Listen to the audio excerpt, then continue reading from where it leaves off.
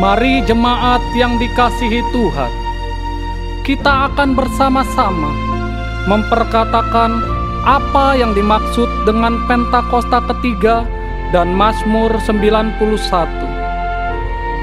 Apa yang dimaksud dengan Pentakosta ketiga? 1. Pentakosta ketiga adalah pencurahan Roh Kudus yang dahsyat di zaman ini, melebihi yang terjadi di Azusa Street. 2. Pentakosta ketiga akan mengakibatkan penuaian jiwa yang terbesar dan yang terakhir sebelum Tuhan Yesus datang kembali. 3. Pentakosta ketiga akan membangkitkan generasi Yeremia, yaitu anak-anak muda yang dipenuhi Roh Kudus, cinta mati-matian kepada Tuhan Yesus, tidak kompromi terhadap dosa, dan akan bergerak untuk memenangkan jiwa. 4. Pentakosta ketiga lahir di Indonesia dan bergerak ke bangsa-bangsa. Gerakan ini dari timur ke barat dan akan kembali ke Yerusalem. 5. Pentakosta ketiga akan memberikan kuasa untuk menyelesaikan amanat agung, dan setelah itu Tuhan Yesus akan datang kembali. Dan mari bersama kita sepakat dan percaya mendeklarasikan firman Tuhan yang tertulis dalam Mazmur 91. Dalam lindungan Allah, orang yang duduk dalam lindungan yang maha tinggi dan bermalam dalam naungan yang maha kuasa akan berkata kepada Tuhan, tempat perlindunganku dan kubu pertahananku, Allahku yang kupercayai. Sungguh, dialah yang akan melepaskan engkau dari jerat penangkap burung, dari penyakit sampar yang busuk. Dengan kepaknya ia akan menudungi engkau, di bawah sayapnya engkau akan berlindung. Kesetiaannya ialah perisai dan pagar tembok.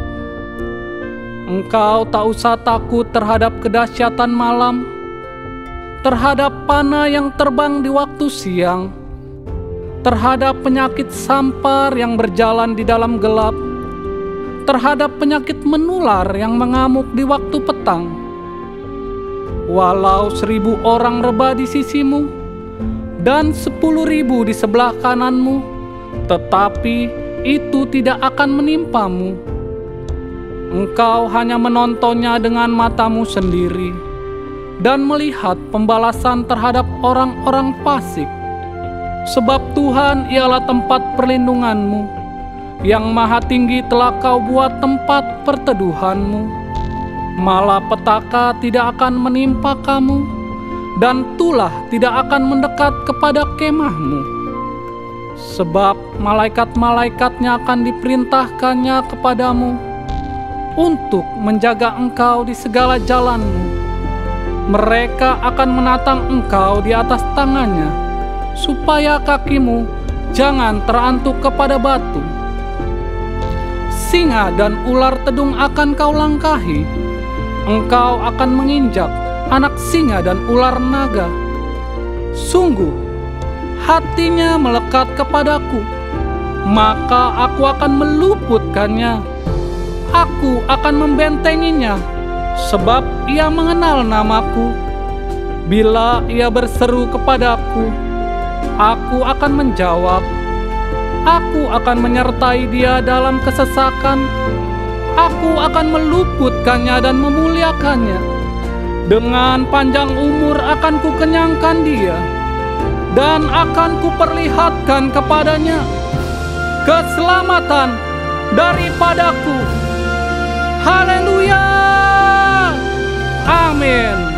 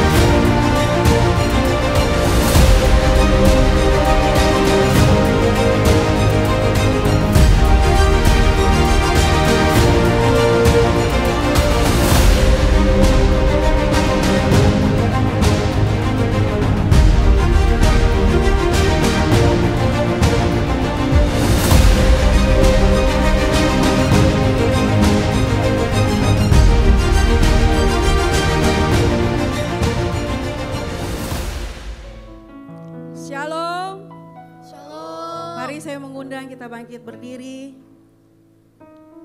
Kita mau siapkan hati kita. Kita mau berdoa syafaat bersama-sama. Haleluya, Yesus, terpuji nama-Mu. Hari ini Tuhan, kami mau nyatakan bahwa kami bangga punya Tuhan seperti Engkau. Allah yang perkasa, Bapa yang kekal, Raja damai. Dan Engkau datang bagi kami sebagai Allah Immanuel yang melindungi kami, yang menyertai kami, yang mengangkat kami, bahkan memulihkan hidup kami. Bahkan Engkau ada bagi bangsa Indonesia. Indonesia diberkati, ada shalom bagi bangsa Indonesia. Diberkati dengan segala kesuburan tanahnya. Bahkan Indonesia semakin baik, semakin maju. Terima kasih Tuhan buat Indonesia. Tuhan memberkati Presiden dan wakilnya, Pak Prabowo dan Pak Gibran. Biarlah Tuhan Kau berikan hikmat, kebijaksanaan dalam memimpin dan menyelesaikan setiap permasalahan yang ada di bangsa Indonesia. Sehingga Indonesia semakin maju menuju bangsa yang adil dan makmur. Tuhan memberkati Gembala sidang kami Pak Niko dan Gembala CK7 terkasih Dr. Yanto.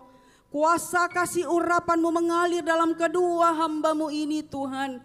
Dimanapun mereka berada, biarlah Tuhan pakai mereka untuk memuliakan nama-Mu Tuhan. Dan biarlah Tuhan lewat pelayanan mereka, lewat penggembalaan mereka Tuhan. Banyak jiwa dimenangkan di era Pentakosta ketiga ini Tuhan. Ada kebangkitan rohani di bangsa kami.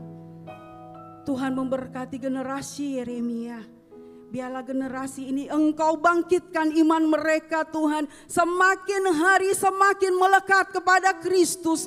Dan biarlah Tuhan mereka punya satu hati, satu visi. Untuk melebarkan kerajaan-Mu hingga ke bangsa-bangsa. Terima kasih Tuhan. Datanglah kerajaan-Mu, jadilah kehendak-Mu. Di dalam nama Tuhan Yesus Kristus kami sudah berdoa dan mengucap syukur. Mari bersama-sama kita katakan amin. Boleh lebih meriah lagi buat Tuhan Yesus kita. Tepuk tangannya. Shalom Bapak Ibu Saudara yang dikasihi Tuhan. Allah kita luar biasa, amin. Saya kena percaya bahwa Tuhan kerinduannya adalah memulihkan keadaan kita. Yang percaya sorakan yeay. Mari nyanyikan pujian ini sama-sama. Seperti bermimpi, Tuhan pulihkan Sion, dan kita bersuka cita, mulut kita penuh tertawa. Seperti bermimpi, Tuhan pulihkan kita, perkara besar Dia lakukan, marilah kita bersuka. Say. Yang menabur dengan air mata kan menuai dengan bersuka, pasti pulang dengan bersorak sambil membawa berkasnya. Yang menabur dengan air mata kan menuai dengan bersuka, pasti pulang dengan bersorak sambil membawa berkasnya. Yang percaya sorakan wuh. Haleluya, come on. Seperti bermimpi, Tuhan pulihkan Sion, dan kita bersuka cita. Mari kita tertawa bersama-sama. Seperti bermimpi, Tuhan pulihkan kita, perkara besar Dia lakukan, marilah kita bersuka. Siap-siap sama-sama katakan kok. Yang menabur dengan air mata kan menuai dengan bersuka, pasti pulang dengan bersorak sambil membawa berkasnya. Yang menabur dengan air mata kan menuai dengan bersuka, pasti pulang dengan bersorak sambil membawa berkasnya. Bapak Ibu Saudara, apapun keadaan kita, Kalau kita berjalan bersama dengan Tuhan, meskipun sepertinya kita harus menabur dengan air mata, tapi pasti kita akan menuai dengan sorak-sorai. Yang percaya sorakan haleluya.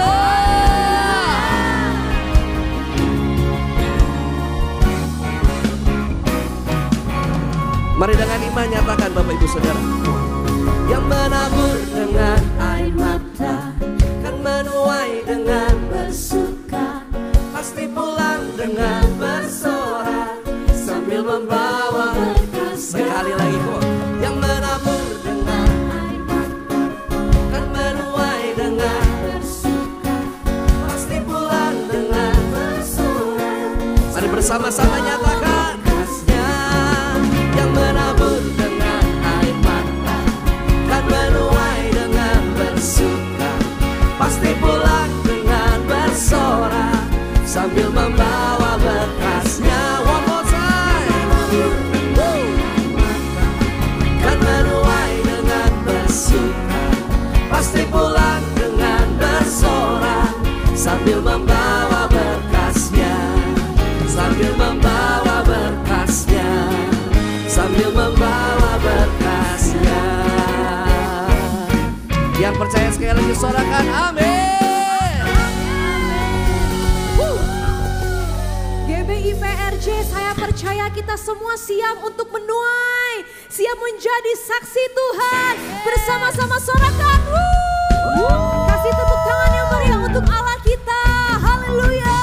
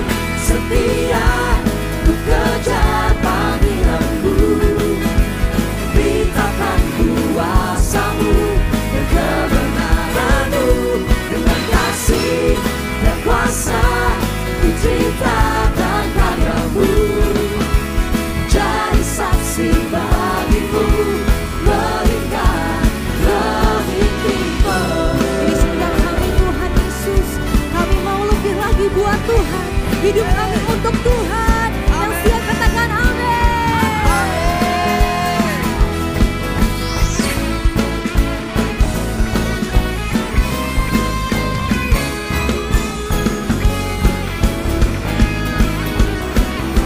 Bersama-sama dengan iman setia ku kejar panggilanku, beritakan kuasa-Mu, kebenaran-Mu, dengan kasih dan kuasa. Ini kerinduan kami, jadi saksi bagi-Mu.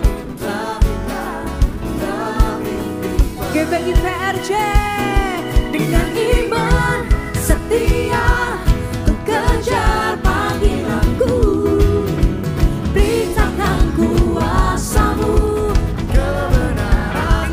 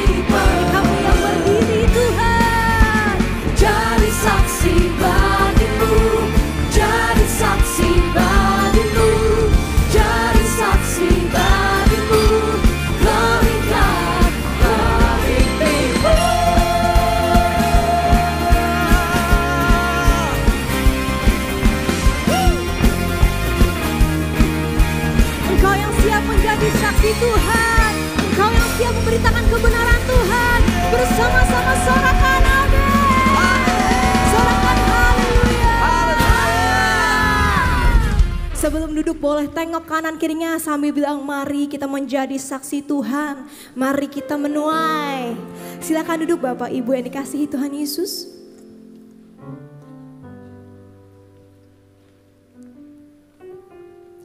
Baik, saat ini kita akan menyaksikan news untuk seminggu ke depan. Untuk tim multimedia kami persilahkan.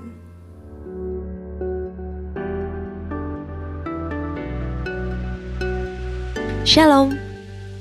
Berikut kami sampaikan beberapa pengumuman. Ibadah Raya Hari Minggu, 9 November 2025 pukul 7, 9 dan 11.30 waktu Indonesia Barat, dilayani oleh Pastor JJ Simko Putra. Pukul 16.30 waktu Indonesia Barat, dilayani oleh Pendeta Rubin Ong. GBPRJ Mandarin pukul 9 waktu Indonesia Barat, dilayani oleh Pastor Alan Low. Ibadah Raya disertai dengan ibadah King's Kid, ibadah anak berkebutuhan khusus, Little Blessing Toddler, Sekolah Minggu, Joshua Generation Kids Church English Service, Sekolah Minggu Mandarin Service,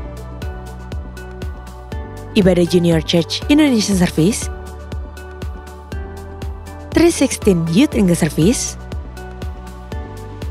dan Ibadah 2 PM yang Adult and Couple Service.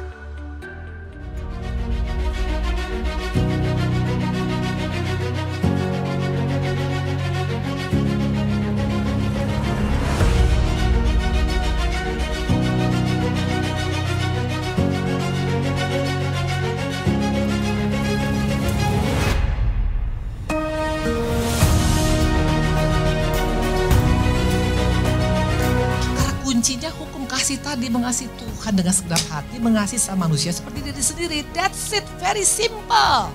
Love him with your whole heart. Cintai dia dengan segenap hati.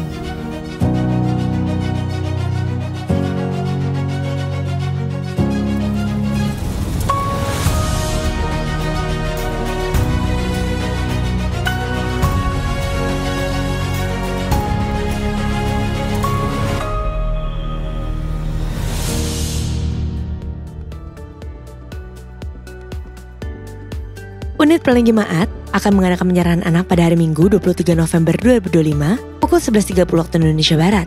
Bagi Bapak Ibu yang ingin menyerahkan anak-anak, harap dapat segera mendaftarkan diri. Pendaftaran dibuka mulai tanggal 1 sampai dengan 17 November 2025 secara online via www.gbprj.org. Untuk informasi lebih lanjut, dapat menghubungi counter sekretariat di depan setelah ibadah selesai.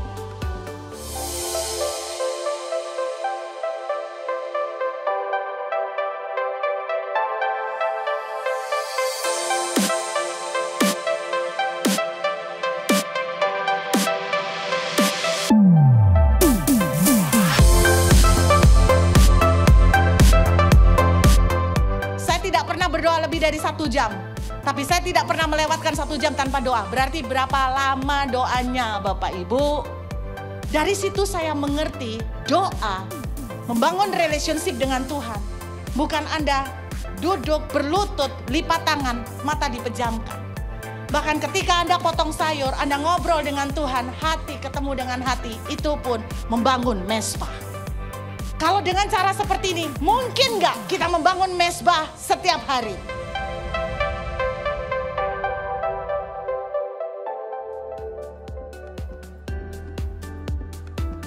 Berikut kami informasikan pasangan dari Jemaat GBPRJ CK7 yang akan melangsungkan pemberkatan nikah. Apabila ada Bapak Ibu yang keberatan atas informasi tersebut, harap dapat segera menghubungi PDP Grace Natalia di nomor WA 0856 8505 054. Untuk informasi lengkap mengenai persyaratan dan pendaftaran pemberkatan serta peneguhan nikah, dapat menghubungi counter sekretariat masing-masing cabang atau dapat dilihat di www.gbprj.org. Untuk info lengkap seluruh kegiatan GBPRJ CK7, maka Bapak Ibu dapat follow sosial media GBPRJ baik di Instagram, TikTok maupun Facebook. Sekian pengumuman pada hari ini. Terima kasih atas perhatian Bapak Ibu sekalian. Tuhan Yesus memberkati. Kami rindu selalu ada di dalam hadirat-Mu ya Tuhan Yesus. Karena dalam anugerah, di dalam hadirat-Mu, Anugerah-Mu berlimpah, kasih setia-Mu sempurna buat setiap kami. Dan sungguh Tuhan, ini merupakan satu tempat yang paling bahagia dalam hidup kami saat kami bersama dengan-Mu di dalam hadirat-Mu. Bahwa setiap kami ya Tuhan Yesus, untuk kami selalu dekat kepadamu, menikmati kasih anugerah-Mu yang sempurna di hadirat-Mu.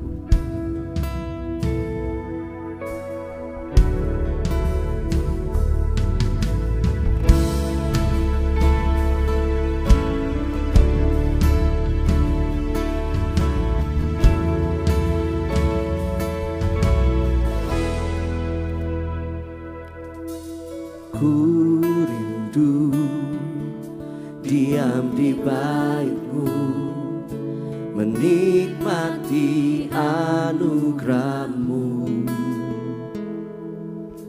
Di hadirat-Mu bahagiaku penuh, Yesusku, Kau kerinduanku, menyembah-Mu Tuhan dan Rajaku, memuji-Mu Yesus kekasih jiwaku, mengikuti-Mu seumur hidupku. Di hadirat-Mu bahagiaku penuh. Hanya di dalam hadirat-Mu ya Tuhan Yesus, bahagia kami penuh ya Tuhan Yesus. Inilah kerinduan setiap kami ya Tuhan. Ku rindu diam di bait-Mu, menikmati anugerah-Mu. Di hadirat-Mu bahagiaku penuh, Yesusku, Kau kerinduanku. Ku rindu diam di bait-Mu, menikmati anugerah-Mu. Sebab di dalam hadirat-Mu ya Tuhan, hadirat-Mu bahagiaku penuh, Yesusku, Kau kerinduanku, menyembah-Mu Tuhan dan Rajaku, memuji-Mu Yesus kekasih jiwaku, mengikuti-Mu seumur hidupku. Di hadirat-Mu bahagiaku penuh, menyembah-Mu Tuhan dan Rajaku, memuji-Mu Yesus kekasih jiwaku, mengikuti-Mu seumur hidupku. Di hadirat-Mu bahagiaku penuh, menyembah-Mu Tuhan dan Rajaku, memuji-Mu Yesus kekasih jiwaku, mengikuti-Mu seumur hidupku. Di hadirat-Mu bahagiaku penuh, menyembah-Mu, menyembah-Mu Tuhan dan Rajaku, memuji-Mu Yesus kekasih jiwaku, mengikuti-Mu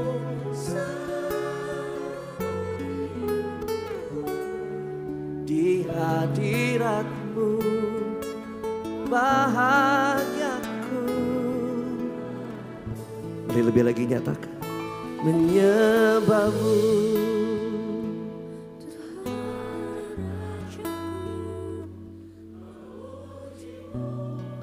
Engkaulah kekasih kami ya Tuhan.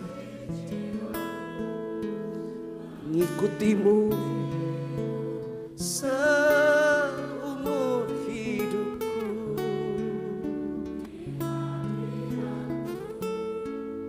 Bahagiaku. Sambil angkat tangan yuk, katakan pada Tuhan Yesus, menyembahmu.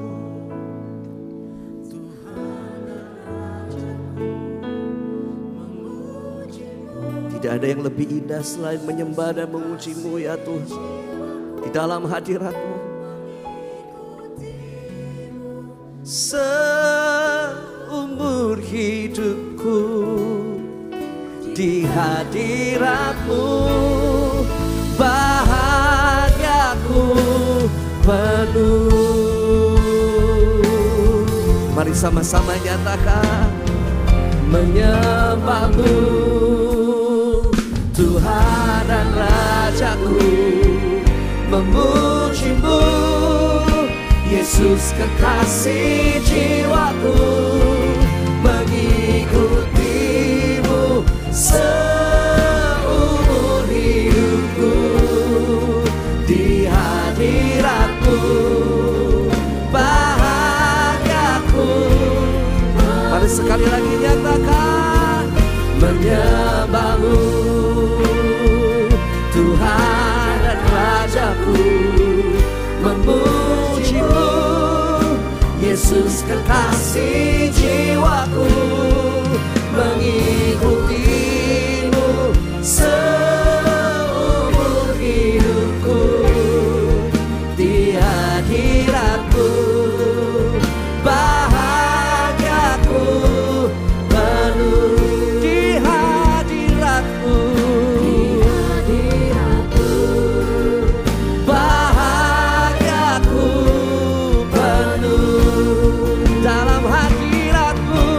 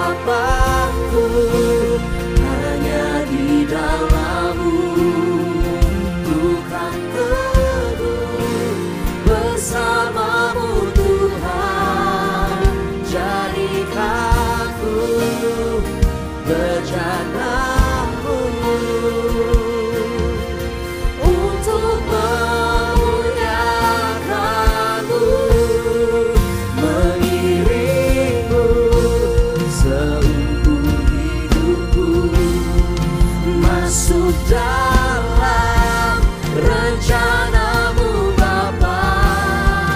Pikiranku, kehendak Kami serahkan padamu ya Tuhan. ku serahkan padamu. Harapanku hanya di dalam-Mu. Ku kan teguh bersama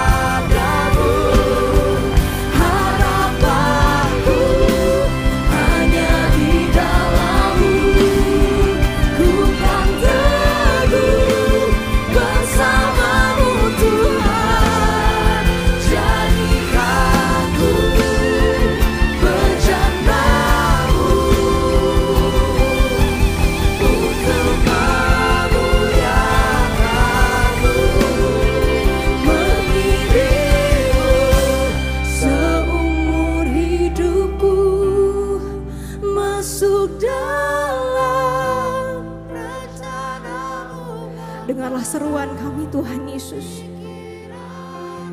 Dengan segala kekurangan yang kami miliki di hadapan-Mu Tuhan, kami serahkan hidup kami Tuhan Yesus. Harapanku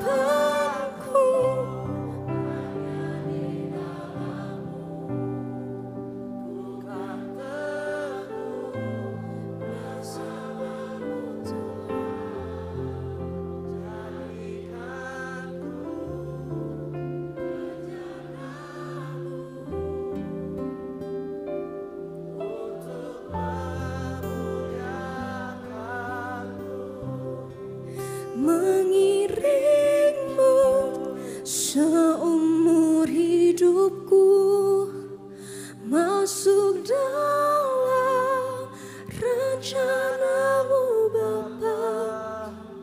Pikiranku,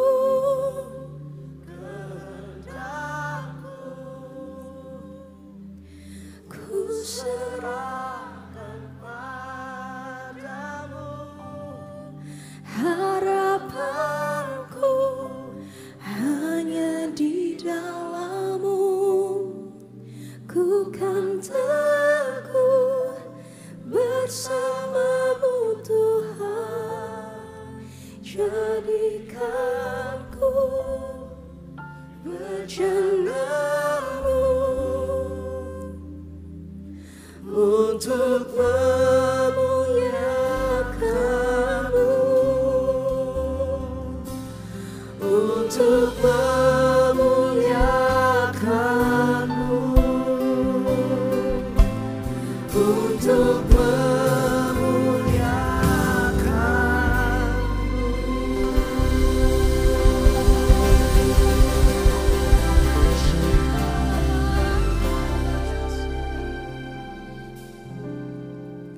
Kami bersyukur untuk kebaikan Tuhan yang tidak pernah berubah, berhenti dalam hidup kami. Terima kasih untuk mujizat terbesar yang kami terima hari ini. Pada saat kami bangun tadi pagi, kami mendapatkan kami masih diizinkan hidup oleh Tuhan.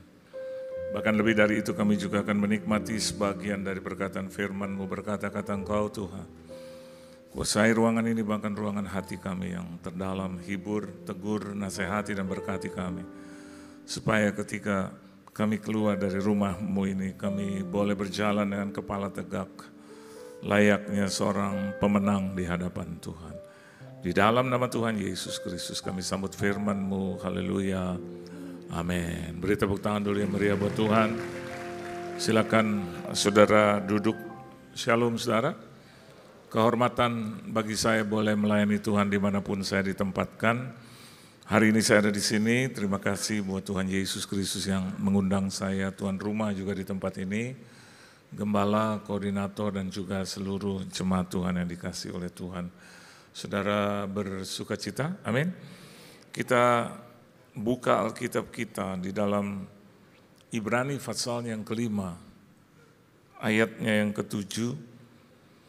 Ibrani pasal yang kelima ayat yang ke-7, kalau saudara sudah mendapatkannya kita boleh baca bersama-sama. Ibrani pasal yang kelima ayat yang ke-7, 1, 2, dan 3. Dalam hidupnya sebagai manusia, ia telah mempersembahkan doa dan permohonan dengan ratap tangis dan keluhan kepada Dia yang sanggup menyelamatkannya dari maut, dan karena kesalehannya ia telah didengarkan. Kita lanjut juga di dalam Yakobus 5 ayat 16, tetapi bagian B saja, setelah tanda titik dimulai dari doa. Yakobus 5 ayat 16b, 1, 2, dan 3. Doa orang yang benar bila dengan yakin didoakan sangat besar kuasanya. Kalau Anda memperhatikan Ibrani 5 ayat yang ke-7 dan Yakobus 5 ayat 16b, di situ ada persamaan yang hakiki. Yang saya maksud adalah bagaimana Yesus hidup dalam hidupnya sebagai manusia. Alkitab katakan ia telah mempersembahkan doa dan permohonan dengan ratap tangis dan keluhan kepada Bapanya di sorga yang sanggup menyelamatkan Yesusnya dari maut, dan karena kesalehannya ia telah didengarkan. Garis bawahi di loh hatimu yang terdalam, kesalehannya. Yakobus 5 ayat 16 bagian B di situ dikatakan, the prayer of the righteous man, doa orang yang benar. Jadi bukan hanya sekedar doa saja, hidup berdoa, tetapi hidup dalam doa, saudara. Dan doa itu tergantung siapa yang melantunkannya. Karena Alkitab katakan dalam Ibrani pasal yang kelima ayat yang ketujuh, karena kesalehannya. Jadi karena kebenarannya. Karena apa yang dia kerjakan selama hidupnya, saudara. Itu yang membuat doa dan permohonan serta ratap tangis dan keluhan kepada Bapa di sorga, Alkitab katakan dia didengarkan. Dan harusnya saya dan Anda juga seperti itu. Yaitu bukan hanya berdoa saja, tetapi kita juga harus memperhatikan gaya hidup kita, saudara. Kita juga harus memperhatikan bagaimana kita hidup di hadapan Tuhan dan di hadapan sesama. Ada banyak orang berkata, kok doa saya seringkali tidak didengar atau belum didengar oleh Tuhan. Saya mau katakan apapun jawabannya, entah itu ya, tidak, dan nanti dulu. Itu adalah jawaban. Tetapi saya dan Anda mau supaya Alkitab katakan di Yakobus 5 ayat 16b, doa kita itu efektif. Nah, dalam terjemahan bahasa yang lain, di dalam terjemahan yang lain dikatakan, it's powerful and effective. Is an effective and powerful. Jadi ketika Kristus sebagai manusia, dia berdoa dengan keluhan-keluhan sama seperti saya dan Anda. Tiap-tiap hari adalah keluhan, tiap-tiap hari adalah pergumulan, saudara. Tiap-tiap hari adalah bagaimana saya dan Anda mendekati Tuhan. Doa itu adalah cara mendekati Tuhan. Cara saya dan Anda untuk mendekat kepada Tuhan. Apakah itu mendapatkan hikmat dari Tuhan, kebijaksanaan dari Tuhan. Bahkan sampai doa saya dan Anda didengarkan oleh Tuhan. Karena Ibrani pasal yang kelima ayat yang ketujuh katakan itu, dia didengarkan. Dan rasanya nanti kita pulang, kita harus praktekkan doa yang seperti itu, saudara. Bukan doa yang bertele-tele, bukan doa yang hanya menginginkan atau memuaskan hawa nafsu kita. Tetapi yang jauh lebih penting, esensial adalah bagaimana saya dan Anda didengarkan oleh Tuhan dengan menjaga hidup ini dengan baik. Hidup secara saleh, hidup beribadah dengan benar, hidup sesuai dengan kebenaran firman Tuhan. Saya yakin dan percaya Tuhan itu tidak jauh dari kita. Amin, saudara. Tuhan itu tidak pernah jauh dari kita. Meskipun saya dan Anda ada dalam situasi katakanlah bersalah, selama saya dan Anda menyesal, bertobat dan mendekati Tuhan kembali, sama seperti Daud, saya dan Anda adalah orang-orang juga yang dipilih Tuhan sedemikian rupa. Bahkan seorang Daud yang dikatakan a man after my own heart saja melakukan kesalahan, saudara. Tetapi Alkitab katakan bahwa dia mendekati Tuhan. Dia menyesal dan dia bertobat, saudara. Walaupun pada akhirnya kita bisa melihat bahwa pedang itu menari-nari di atas mejanya, saudara. Tapi Alkitab juga berkata bahwa seringkali dia mengatakan kepada keturunan Daud, engkau tidak seperti ayahmu. Engkau tidak seperti hambaku Daud. Kenapa demikian? Karena dia mempertontonkan kepada Tuhan setelah dia melakukan kesalahan dan dia bertobat dengan sungguh. Dan kita bisa melihat dia tidak terkalahkan dalam setiap pertempuran dan peperangan. Dan kita bisa melihat di situ bahwa betapa dahsyatnya kekuatan Tuhan di dalam kehidupan Daud. Kita juga bisa melihat bagaimana Daud memuji dan menyembah Tuhan. Dia sebagai seorang pemazmur yang dicintai oleh umatnya, rakyatnya, dan juga dikasihi oleh Tuhan itu sendiri. Nah, untuk itu kita bisa melihat ada 3 tahapan doa. 3 tahapan doa yang perlu saya dan Anda ketahui untuk kita bawa pulang dan kita praktekkan. Ya. Yang pertama itu kita melihat Filipi 4 ayat yang ke-9. Mari kita baca bersama-sama. Filipi 4 ayat yang ke-19, bukan 9-19. Filipi 4 ayat yang ke-19 ya. Doa yang seperti apa yang saya dan Anda layak juga angkat ya untuk didengar, bahkan menjadi sesuatu yang indah juga di pemandangan Tuhan. Mari baca sama-sama Filipi 4 ayat 19, 1, 2 dan 3. Allahku akan memenuhi segala keperluanmu menurut kekayaan dan kemuliaannya dalam Kristus Yesus. Jadi tahapan yang pertama adalah tahapan khusus untuk keperluan. Banyak pengertian-pengertian yang kadang-kadang kita dengar. Ya untuk kebutuhan, keperluan itu tidak harus kita meminta karena Tuhan akan memenuhinya. Tapi Filipi 4 ayat yang ke-19 berkata seperti ini. Bahwa Allah saya dan Anda itu akan memenuhi segala keperluan kita. Jadi kalau ada seseorang di tempat ini yang merasa bahwa kebutuhannya, keperluannya kok tidak dipenuhi oleh Tuhan, hanya ada 2 hal. Yang pertama, jangan-jangan dia tidak mengerti dan tidak tahu ayat ini. Dan yang kedua, dia tidak berdoa untuk kebutuhan dan keperluannya. Perlu sudah. Bahkan dibukakan jalan, terbuka bagi saya dan Anda untuk dipenuhi kebutuhan dan keperluan kita. Amin saudara. Saya lihat muka-muka keperluan ada di sini. Saya lihat muka-muka kebutuhan, sama seperti Anda lihat saya butuh banyak saudara. Kalau Anda tanya kepada saya membutuhkan banyak ya. Apa itu banyak? Contohnya, saya butuh Tuhan menyertai saya. Amin, saudara. Saya butuh kasih setianya tetap dalam hidup saya. Itu my need. Itu yang menjadi keperluan dan kebutuhan saya. Saya perlu juga Tuhan membela saya. Dan itu harus Anda angkat, saudara. Di hadapan Tuhan. Jangan terus berpikir bahwa Tuhan sudah tahu segala sesuatu. Ada sarana untuk itu. Ada apa? Ada alat untuk itu. Doa itu adalah alat. Doa adalah sarana. Kenapa kita tidak pergunakan itu selain kita malas? Selain kita merasa bahwa doa itu bukan apa-apa.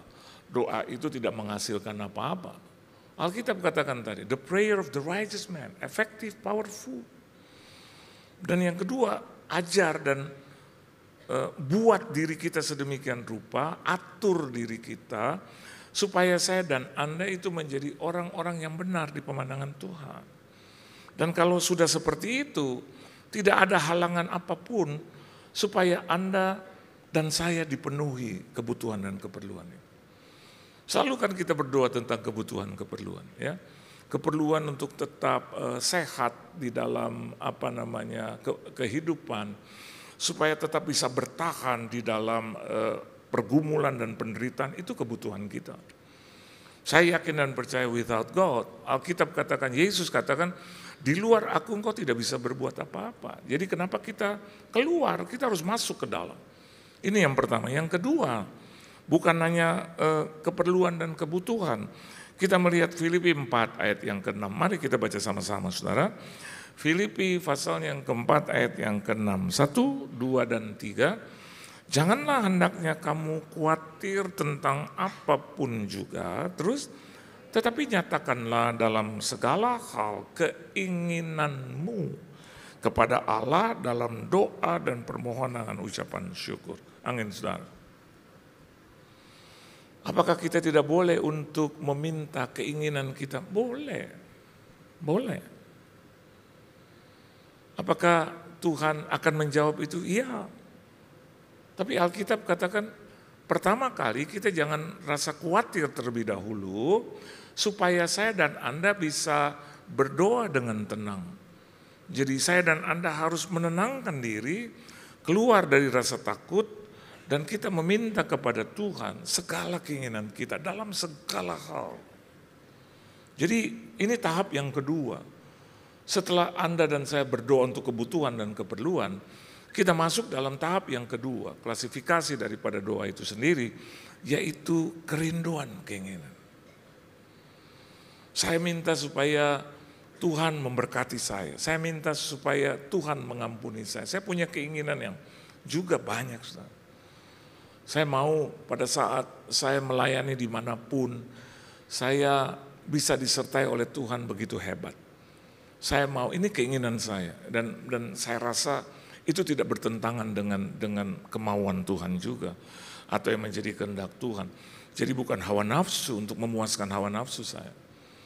Selama saya melayani, saya sudah melayani 50 tahun dari umur 12, tetapi dari 99 jadi 26 tahun saya full timer, saya minta itu. Dan bahkan saya minta keinginan saya supaya khotbah saya itu menjadi berkat bagi banyak orang. Itu adalah satu keinginan dan itu tidak salah, saudara.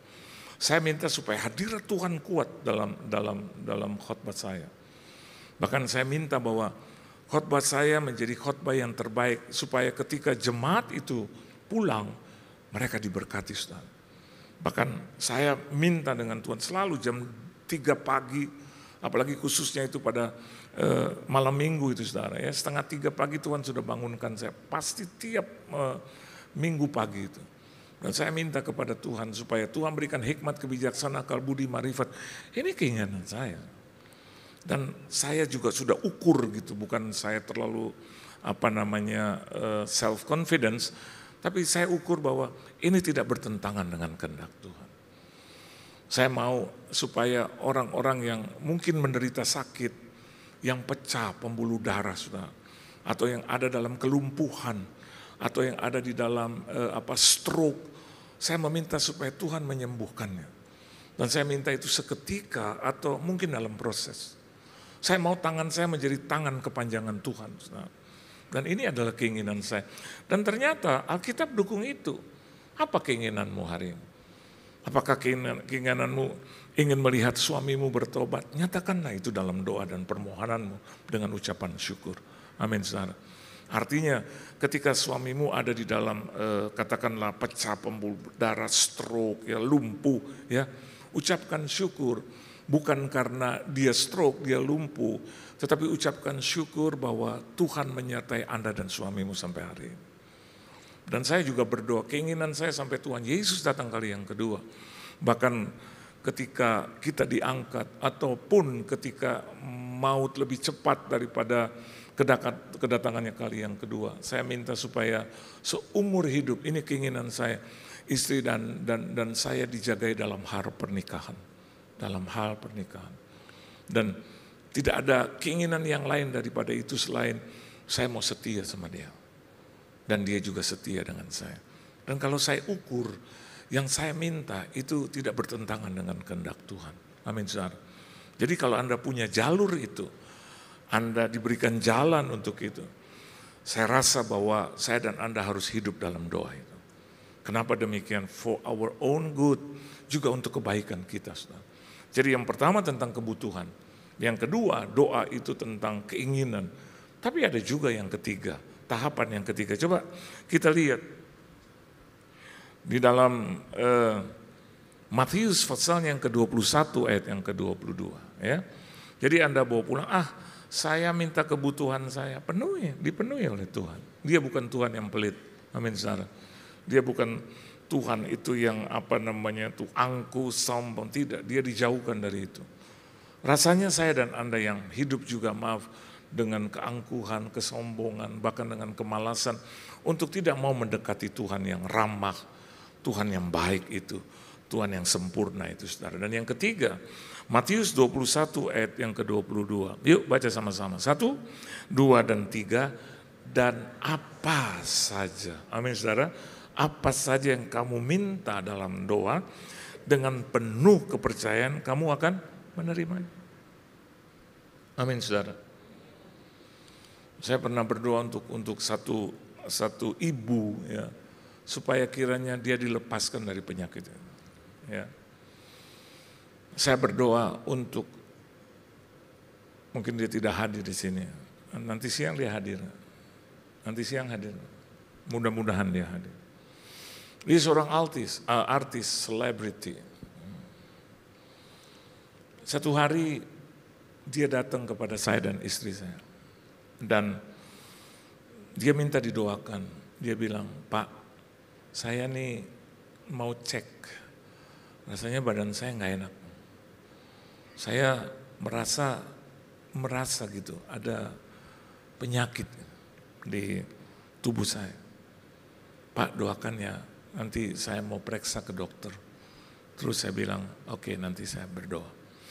Terus yang kedua dia bilang begini juga, Pak, doakan juga supaya asuransi yang saya masuki itu mau untuk untuk membayar itu semua. Saya bilang oke, saya berdoa. Pak, saya juga berdoa supaya mendapatkan dokter yang terbaik.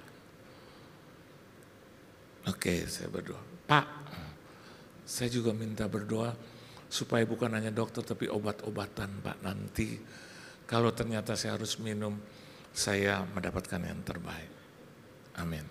Oh iya Pak. Ya jujur aja gitu ya. Tapi oke lah, dia sahabat, teman baik, dan banyak orang minta ya. Ada ribuan, saudara. Bukan saya sombong. Ada ribuan di DM saya maupun di handphone saya. Kadang-kadang jam 2 pagi, Pak, Bapak lagi doa, enggak selipkan dong gitu. Dan benar saya lagi dibangunkan Tuhan kayak tadi pagi gitu. Tiba-tiba ada seseorang, Pak tolong selipkan buat ibu saya ada di rumah sakit. Saya selalu mendengarkan Bapak di CK7 khususnya di Alam Sutra. Doakan saya Pak karena ibu saya ada di rumah sakit. Pak, kalau Bapak tidak mau mendengarkan atau tidak mau berdoa juga enggak apa-apa. Yang penting saya sudah mendengar, sudah meminta kepada Bapak. Ini permintaan juga tulus, penuh dengan kerendahan hati. Terus saya bilang, baik, siap, oke, amin, God bless you. Terus saya bilang, amin, Pak, tadi jam 2-an gitu. Ya. Nah, teman saya ini juga minta kepada saya, minta kepada istri saya. Dan biarlah Tuhan menolong gitu. Ya. Berarti kan apa yang dia minta udah apa saja gitu tuh. Udah apa saja menyangkut penyakit ya. Menyangkut keuangan, menyangkutkan kesehatan dan orang lain, dokter dan rumah sakit segala macam. Terus dia bilang, oke, ya. Terus beberapa waktu kemudian dia datang kepada saya dan istri saya dan dia bilang, Pak, saya ini menderita cancer loh. Dokter sudah cek and recheck ya, dan saya menderita cancer. Saya kaget loh, Ustaz. Karena saya pikir gini. Ini di hati dan otak saya. Padahal kita udah doa loh, gitu. Padahal saya dan istri udah bersepakat gitu, 2 orang ya berkumpul ya bersatu dalam nama Tuhan ada gitu. Saya agak bukan kaget, cuma agak, oh ya, kenapa saya berdoa jadi cancer stadium 2 gitu.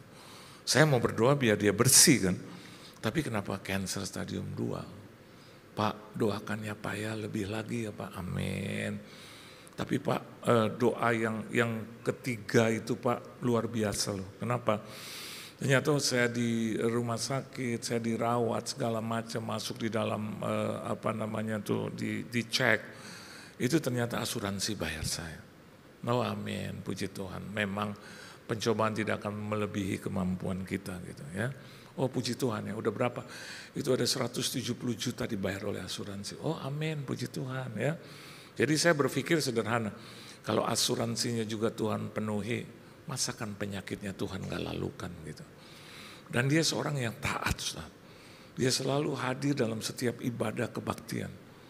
Khususnya di komunitas kita. Meskipun dia artis, dia selebriti, dia orang yang ternama, tapi dia mau datang dengan kerendahan hati. Oke.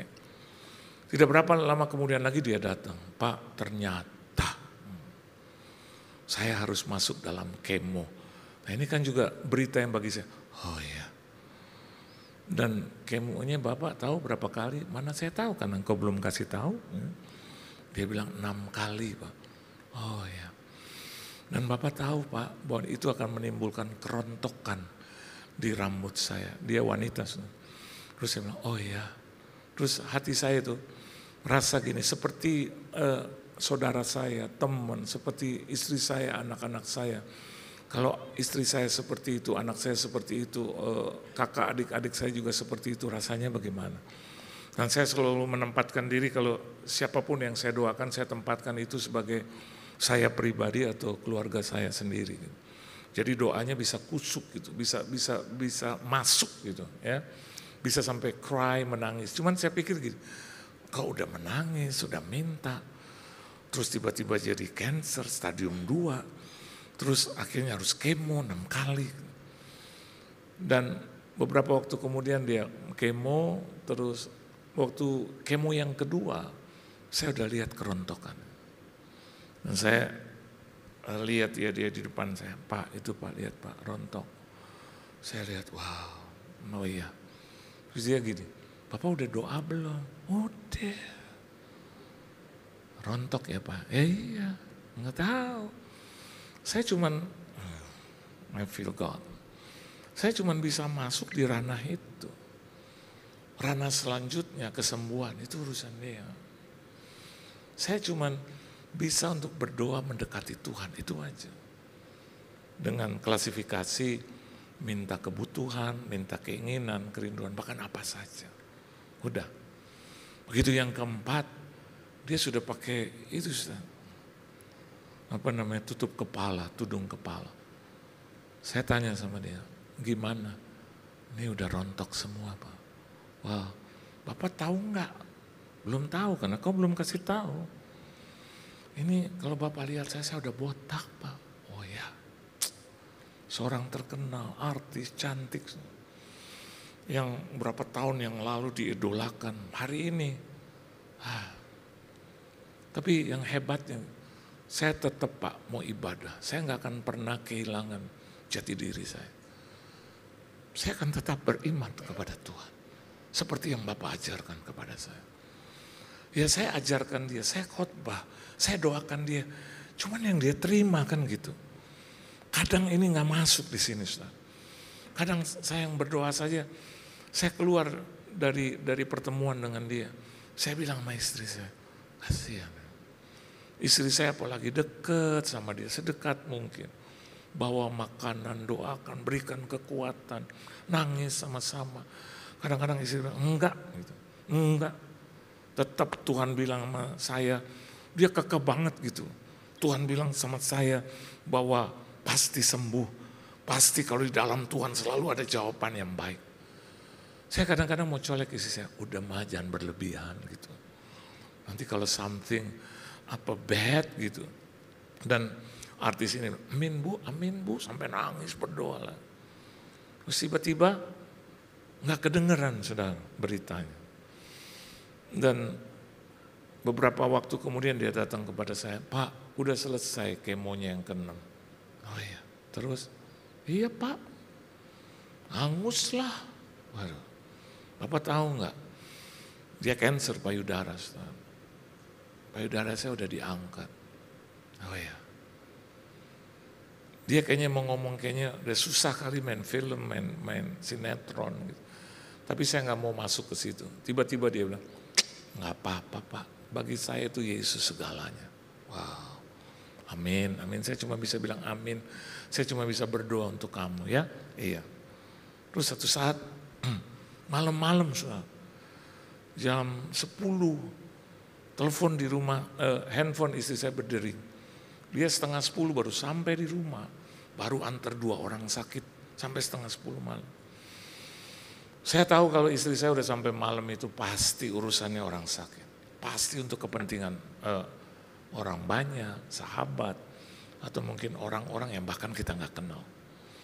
Dan istri saya bisa jalan begitu saja tanpa motivasi yang lain. Dia baru masuk ke kamar kayaknya udah begini, Ustaz. Kayak orang baru pulang dari bulan gitu. Jadi udah lemes gitu. Kayaknya udah jalannya di atas awan.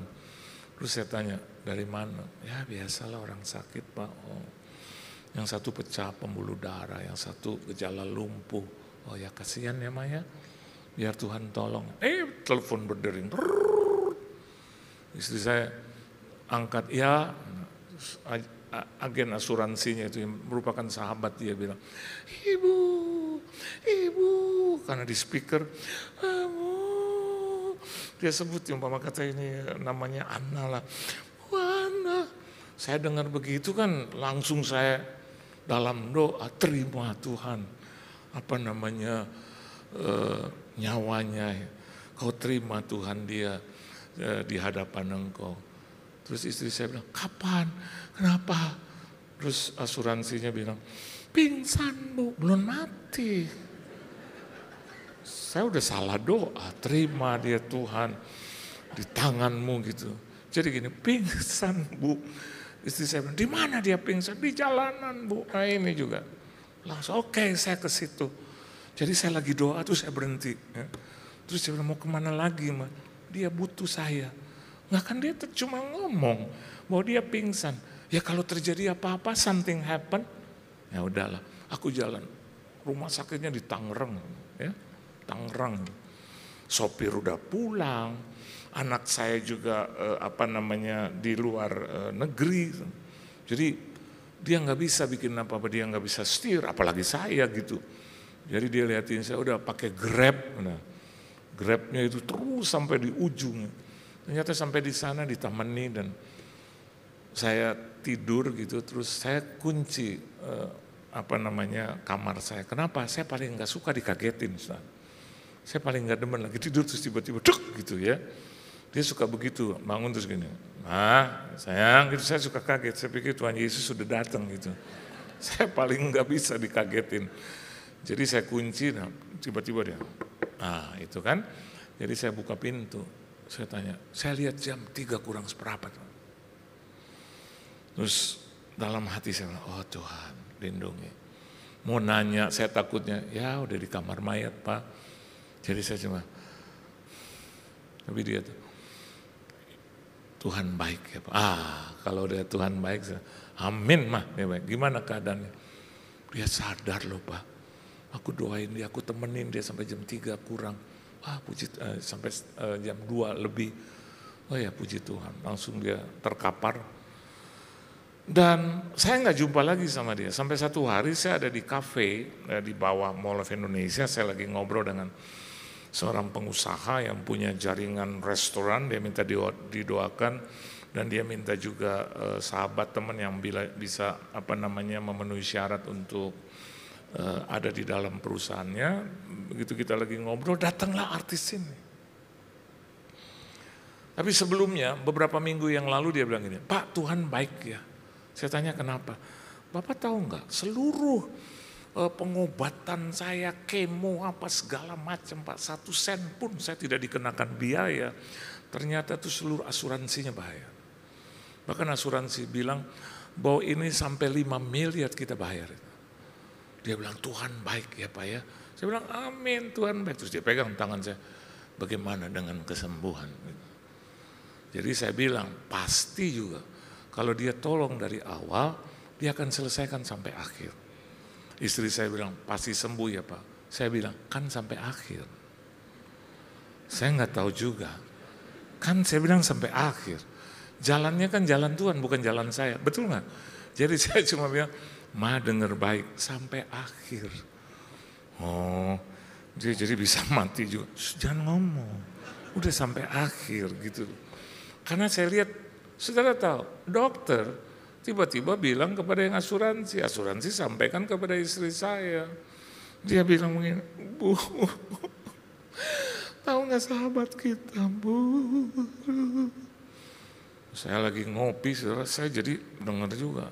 Siapa itu dia? Waduh, saya kaget karena dia nangis, jadi saya, fatal. Ini yang dibilang sampai akhir. Kenapa? Ibu dia tuh stadium 14, dokter kemarin baru ngomong. Untung saya bilang sama dia sampai akhir. Coba kalau sampai sembuh, betul nggak? Jadi saya bilang sampai akhir. Dan istri saya bilang, stadium 14. Dan umurnya itu Bu, dia bisa dokter prediksi 3-6 bulan Bu, udah dia selesai. Aduh Bu. Istri saya juga nangis. Dan dokter bilang kasih apa aja, kasihlah. Ya, cuman begini, nggak usah bilang sama dia. Kan dia dalam masih tahap perawatan sama kita ya. Jangan bilang, melemahkan dia. Dokter juga bilang, kamu tuh stadium 2, padahal 4+. Akhirnya dia datang. Saya lagi ngobrol, tiba-tiba beberapa waktu kemudian dia datang. Pak, datang dengan tudung itu. Dan sebelumnya juga dia ngomong, Pak, Tuhan itu baik. Kenapa? Kok tiba-tiba ya ada produser film bilang sama saya, datang telepon terus bilang begini, kamu mau nggak memerankan film dan juga sinetron? Apa dia bilang? Tapi maaf ya, kita akan ajak kamu untuk bergabung, tapi khususnya kamu rambutnya pakai tudung. Dia bilang pas banget gue botak. Jadi dia bilang, Pak hebat ya Tuhan. Karena saya tahu stadium 4+, jadi saya ngomong, ya hebatlah, haleluya dia. Terserah dah kamu mau ngomong apa, tapi saya udah tahu. Nah dia datang ke kafe itu dengan gaya. Pak, mau dengar kisah nggak? Saya bilang, kisah apa ya? Ya tunggu sebentar ya, saya lagi ngobrol, ada rapat. Duduk. 5 menit dia nggak sabaran, berdiri lagi. Pak, mau dengar cerita saya nggak? Saya bilang, aduh, ini maaf ya, 1000 maaf. Aduh, orang yang udah mau, ya kan, mau dipanggil, terus saya mau dengar lagi kisahnya. Nanti kisah itu harus ada di otak dan pikiran saya gitu. Saya bilang, nanti dulu ya, 10 menit lagi. Duduk lagi di sebelah saya. Nggak lama, Pak, mau dengar nggak kisah saya? Lama-lama saya lihat wajahnya dan seperti suara Tuhan bilang, dengerin aja, sebelum dia mati dengerin aja. Terus saya bilang, apa sih? Ya duduk, apa? Bapak tahu, kemarin dokter setelah saya diopnam, dokter tidak menemukan kanker. Bapak tahu nggak? Saya tuh stadium 4+, bukan 2. Saya jawab, tahu gue. Jadi Bapak tahu. Ini semua yang duduk di sini tahu. Terus dia bilang, kok nggak bilang-bilang supaya kamu semangat. Apa yang terjadi? Dokter bilang itu dia udah masuk ke tulang-tulang, saudara. Itu tulang udah pada kuning, tiba-tiba lenyap seketika. Saya sampai hari ini, maaf 1000 maaf, masih terkesima aja. Kok begitu mudah ya? Kok begitu simple? Saya mau katakan buat Anda, that's Jesus. Beri tepuk tangan yang meriah buat Tuhan. Jadi ketika Anda minta apa saja yang menurut hakikat Anda itu penting, apa aja, Anda minta apa aja. Saya tutup dengan satu kesaksian. Satu hari saya lagi duduk-duduk gitu malam, terus saya bilang sama istri saya, sore menjelang malam, Mah, udah lama kita nggak makan durian. Terus istri saya bilang, kenapa emang? Gue lagi demen durian. Cuman durian di sini itu agak adem-adem. Aku maunya tuh yang saya sebut satu teman saya yang selalu kalau saya datang ke sana dia sediakan durian itu saudara, yang the best one. Tapi kalau datang ke sana harus duluan. Kenapa demikian? Karena yang datang juga ratusan. Jadi enggak pusing tuh mau hamba Tuhan kayak mau bukan hamba Tuhan, berebutan. Dan puji Tuhan, tuan rumah selalu menyediakan beberapa biji buat saya. Dan saya bilang sama dia, udah lama nggak ke rumah dia. Biasanya ke rumah dia itu Cynthia, bukan Cynthia setahun sudah. Jadi saya bilang, gue mau durian nih, ampun. Istri saya bilang, ya udahlah, kalau kamu mau diam-diam aja nanti, atau minta saja sama Tuhan, ya dalam nama Yesus Tuhan. 5 menit kemudian ada yang telepon. Ser, pastor. Dia panggil saya pastor. Iya, pastor lagi ngapain? Lagi duduk-duduk. Pastor mau pergi nggak ke Pineng? Ngapain? Makan durian. Hah? Makan durian? Mahal banget. Nggak apa-apa pastor, bisnisku lagu diberkati. Saya ajak 4-4-nya ya ke Pineng. Kita ke Pineng saudara, makan durian. Itu 4 malam 5 hari. Dari pagi sampai malam, subuh, pagi, malam, subuh, duren terus.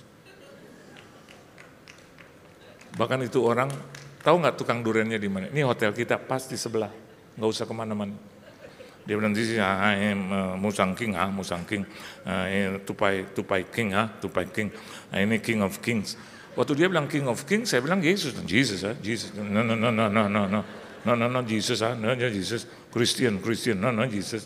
This is King of Kings. Yes, Jesus. No. This is durian. Saudara tahu, itu kita makan itu begitu ditagi puluhan juta, saudara. Saya kalau ditagi gitu kan dia yang ajak saya. Ya saya ke WC lah, ya kan. Ambil saya ngintip dari jauh gitu. Nah saya lihat luar biasa. Saya tutup firman Tuhan. Yuk, bukan memanfaatkan Tuhan. Karena Alkitab katakan begitu. Ayo kita minta, kita berdoa, hiduplah dalam doa. Maka segala kebutuhan, keinginan, bahkan apa saja yang kau mau, Tuhan bisa menjawabnya. Beri tepuk tangan yang meriah buat Tuhan, haleluya. Angkat tangan saudara, saya mau berdoa buat saudara. Tuhan, Engkau lihat tangan-tangan yang terangkat. Entah itu kebutuhan, entah itu keinginan, entah apa saja yang menjadi kerinduan mereka. Baik itu sakit penyakit Tuhan, baik itu pecah pembuluh darah, baik itu stroke, baik itu kelumpuhan Tuhan, baik penyakit jantung, baik cancer Tuhan, bahkan sakit gula, diabetes Tuhan, bahkan tumor, bahkan penyakit apapun, entah itu asam urat atau segala macam, migrain, bahkan hal-hal yang kami tidak sebutkan satu-satu. Tangan-tangan mereka terangkat. Untuk mereka pribadi, untuk keluarga mereka, untuk orang-orang yang mereka cintai dan kasihi. Dari tempat ini aku berdoa. Untuk segala kebutuhan, keperluan, kerinduan, keinginan. Untuk pekerjaan mereka. Untuk bisnis, usaha, mata pencarian. Untuk keuangan finansial mereka. Untuk ketidakmampuan mereka. Kami berdoa juga secara khusus untuk yang mengalami kebutaan Tuhan, ataupun tunarungu, bahkan tunawisma yang tidak bekerja, yang tidak memiliki pekerjaan. Dari tempat ini kami berdoa di dalam nama Tuhan Yesus Kristus. Yang tidak bisa makan Tuhan, kiranya Engkau perhatikan dan Engkau adalah Tuhan dari segala ilah yang lain. Engkau adalah penguasa tunggal. Dan biarlah iman kami bersatu. Kami berdoa untuk itu semua. Dari sakit penyakit, dari keuangan finansial, ketidakmampuan Tuhan. Sakit penyakit apapun, kami tolak patahkan dalam nama Tuhan Yesus. Engkau adalah kesembuhan itu sendiri. Engkau adalah berkat itu sendiri. Di dalam nama Tuhan Yesus Kristus. Sebagai hamba-Mu aku berhak berdoa di dalam nama Tuhan Yesus Kristus. Kiranya Engkau jamah, Engkau kabulkan, Engkau penuhi segala bentuk permintaan kami. Dalam nama Tuhan Yesus kami sudah berdoa, mengucap syukur dan berterima kasih. Haleluya. Amin. Tuhan Yesus memberkati saudara. Oleh kuasa darah-Mu, Kau telah tebus dosaku. Kekudusan-Mu melingkupiku. Kasih-Mu mengalir, memulihkan hidupku. Sungguh besar anugerah-Mu, Kau selamatkan hidupku. Ku menjadi ciptaan yang baru oleh kuasa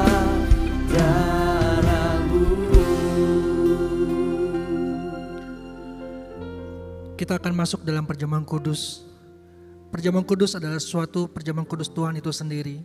Suatu sakramen yang akan menekan berkat bagi mereka yang percaya dan berkenan kepada Tuhan. Setiap kali kita masuk dalam perjamuan kudus, inilah pesan Tuhan. Biar ini menjadi peringatan akan daku, kata Tuhan Yesus. Mari kita mengingat, bersyukur atas kebaikan Tuhan Yesus. Mari kita berdoa. Siapakah kami Tuhan? Sebelum kami mengenal Engkau, kami semua orang berdosa. Upah dosa adalah maut. Tapi Engkau yang tidak berdosa telah didirikan dosa oleh karena kami. Engkau harus turun dari surga yang mulia, mati menggantikan kami. Sungguh ya Tuhan, betapa baiknya Engkau saat ini. Saat ini Engkau ingatkan kemuliaan-Mu sedang turun memenuhi gereja-Mu, sedang turun atas bumi ini. Ya Aba, ya Bapa, Engkau sungguh baik dan sangat baik. Kami mengasihi Engkau ya Tuhan. Tuhan mau memberkati saudara melalui perjamuan kudus, tapi Tuhan mau kita makan dan minum dengan cara yang benar. Oleh karena itu masing-masing dari kita introspeksi, lihat keadaan dirimu, jangan simpan dosa. Mari kita minta ampun di hadapan Tuhan. Ampuni kami ya Tuhan Yesus. Ampuni kami ya Tuhan. Sucikan dan kuduskan setiap kami ya Tuhan Yesus.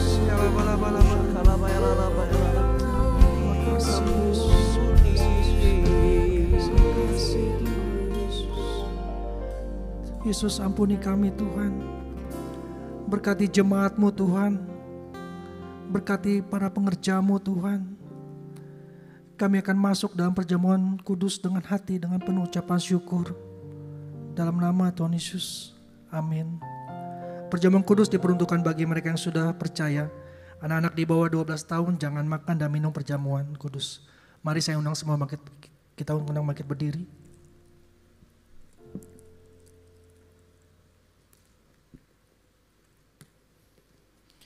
Sebab apa yang kuteruskan kepadamu telah aku terima dari Tuhan, yaitu bahwa Tuhan Yesus pada malam waktu ia diserahkan mengambil roti. Kita angkatkan roti di tangan kanan kita tinggi-tinggi. Dan sesudah itu ia mengucap syukur atasnya. Ia memecah-mecahkannya dan berkata, inilah tubuhku yang diserahkan bagi kamu. Perbuatan ini menjadi peringatan akan daku. Saudara yang kasih Tuhan, bukankah roti yang kita pecah-pecahkan adalah persekutuan kita dalam tubuh Kristus? Mari kita makan dalam nama Tuhan Yesus.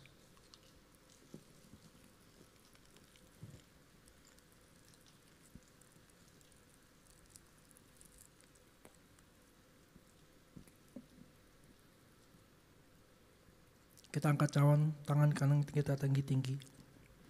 Demikian juga ia mengambil cawan sesudah makan lalu berkata, cawan inilah perjamuan yang baru yang dimantarkan oleh darahku. Perbuatan ini setiap kali kamu meminumnya menjadi peringatan akan aku. Saudara yang dikasihi Tuhan, bukankah cawan pengucapan syukur yang atas kita ucapan syukur adalah persekutuan kita dengan darah Yesus? Mari kita minum dalam nama Tuhan Yesus. Mari kita ucapkan syukur. Bilang terima kasih Tuhan Yesus. Terima kasih Tuhan Yesus. Terima kasih Tuhan Yesus. Terima kasih Tuhan Yesus. Terima kasih Tuhan Yesus. Terima kasih.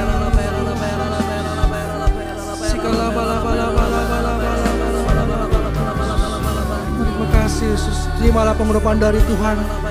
Pengurapan kasih mula-mula. Terima. Tahun 2025 adalah tahun penuaian. Terima. Terima kasih Yesus.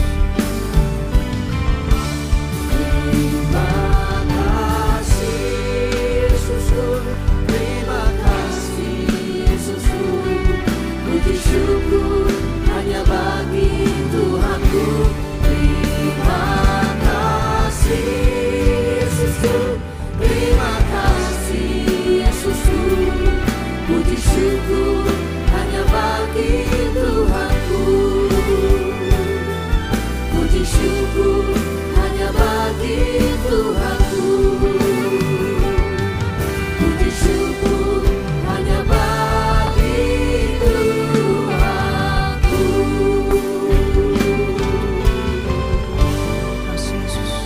Terima kasih Tuhan Yesus untuk keselamatan yang Kau telah berikan. Terima kasih untuk berkat-berkat-Mu Tuhan, kesembuhan, kelepasan, jawaban doa, kekuatan dan pengharapan baru Tuhan berikan berlimpah-limpah.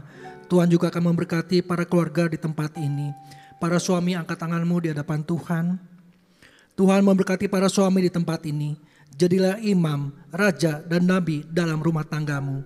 Diberkatilah pekerjaan, usaha, bisnismu. Diberkati rumah tanggamu, diberkatilah kehidupanmu. Apa saja yang kau lakukan, Tuhan buat berhasil. para istri angkat tanganmu di hadapan Tuhan. Tuhan memberkati para istri di tempat ini. Jadilah tiang doa dan penolong bagi suami dan keluargamu.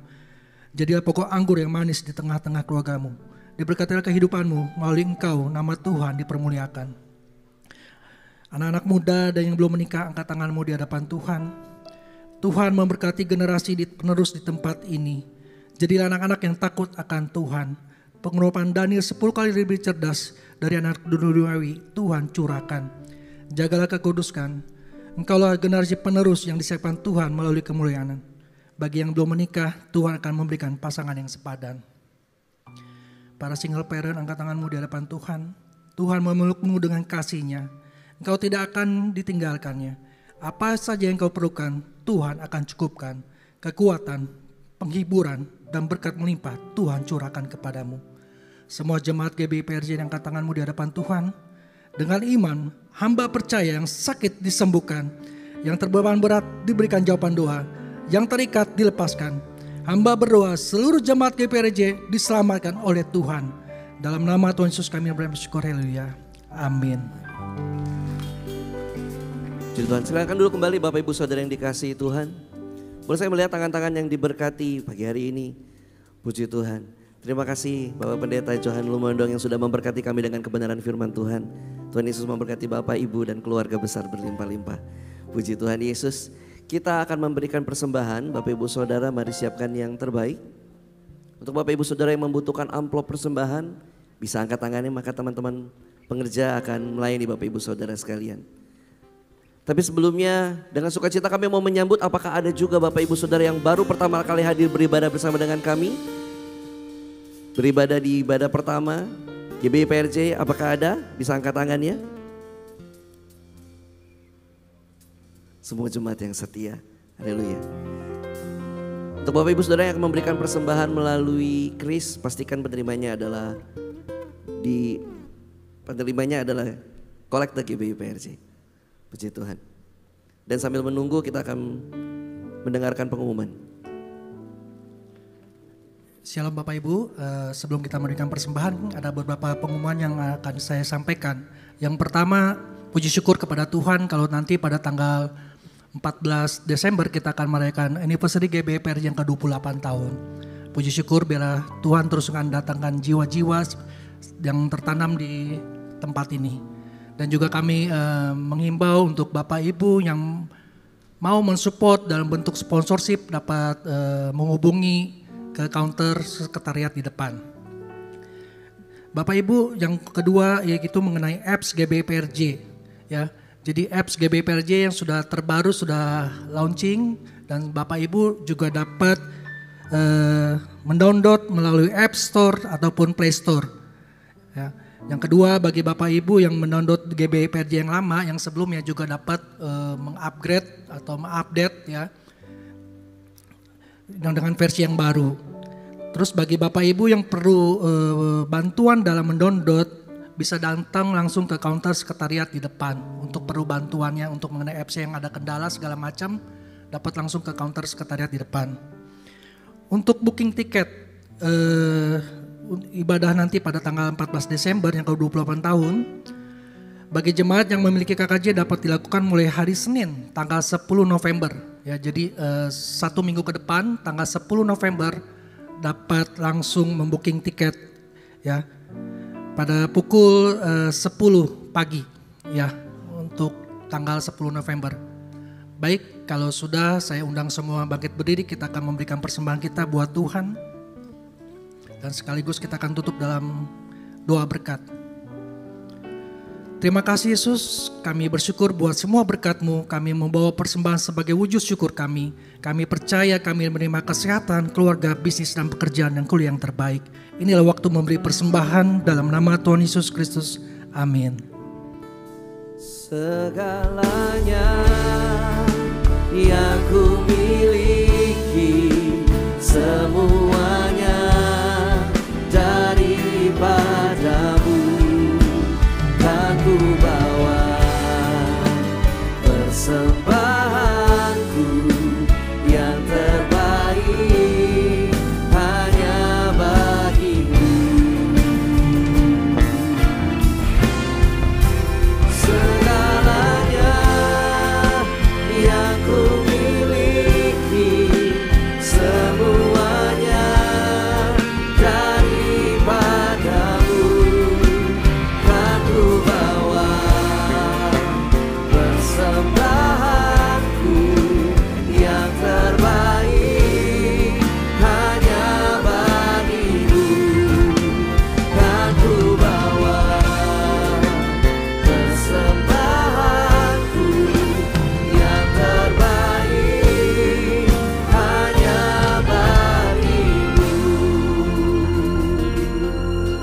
kasih Yesus untuk hari ini Tuhan. Terima kasih untuk penyertaan-Mu Tuhan sepanjang minggu ini Tuhan.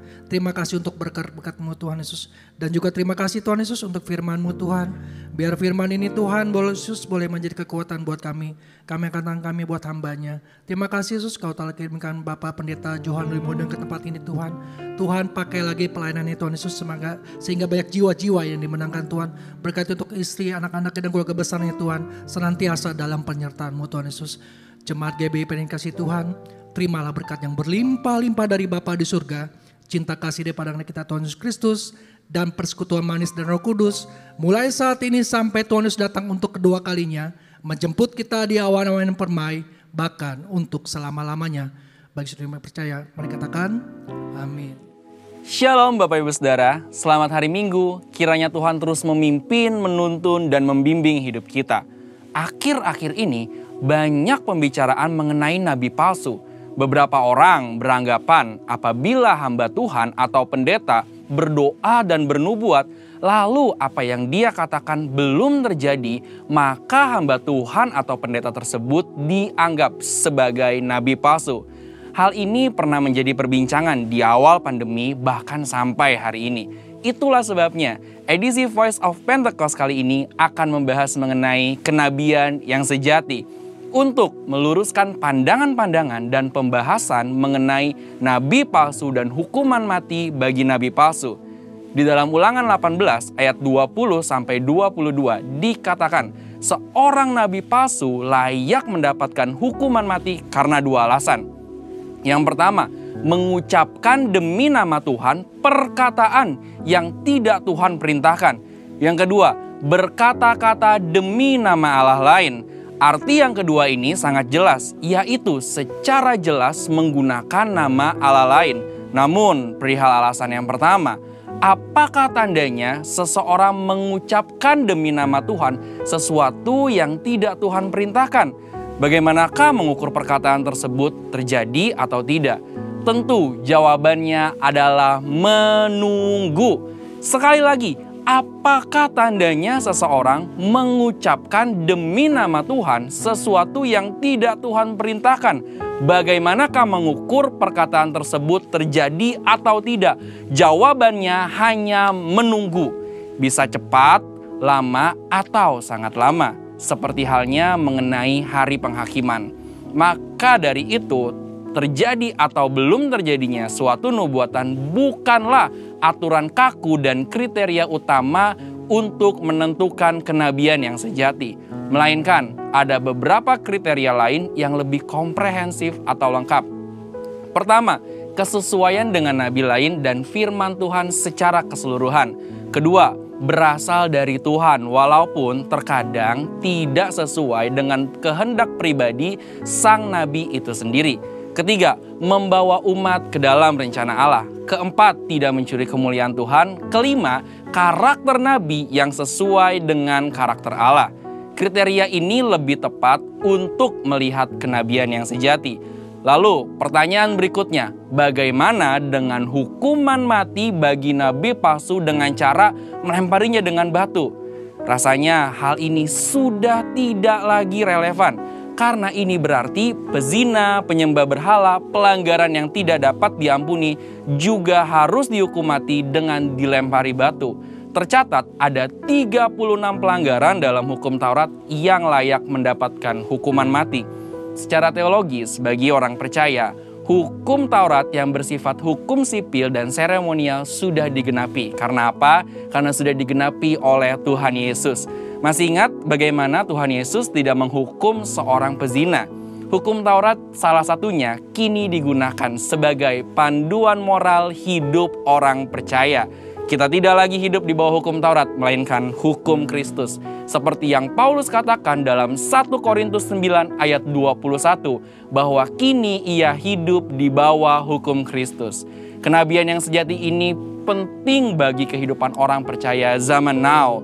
Dari Ulangan 18 ayat 9 sampai 22, kita dapat menarik dua pelajaran, yaitu Tuhan masih berbicara kepada kita sampai sekarang ini. Dan suara kenabian adalah karunia Allah untuk meneguhkan umatnya. sekaligus melambangkan kerinduan Allah untuk tetap dapat berkomunikasi dengan kita. Dan kita sangat bersyukur 2 hal ini terjadi di gereja kita. Tuhan Yesus memberkati.